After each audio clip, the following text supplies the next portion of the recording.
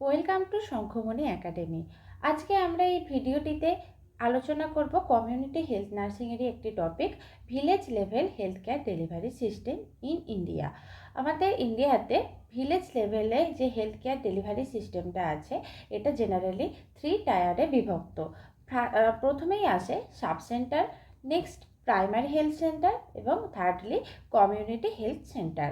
এবার দেখব এই হেলথ সেন্টারগুলো কত পপুলেশন কভার করছে প্লেন এরিয়াতে এবং হিলি অর ট্রাইবাল এরিয়াতে।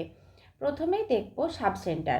সাব সেন্টার প্লেন এরিয়ায় পপুলেশন কভার করছে 5000 এবং হিলি অর ট্রাইবাল এরিয়াতে পপুলেশন কভার করছে 3000।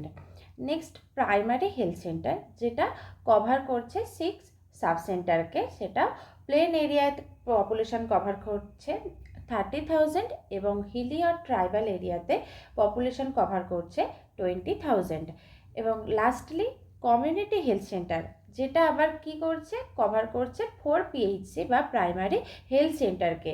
এই কমিউনিটি হেলথ সেন্টার প্লেন এরিয়াতে পপুলেশন কভার করে 1,20,000 পপুলেশন এবং হিলি আর ট্রাইবাল এরিয়াতে 80,000 পপুলেশন।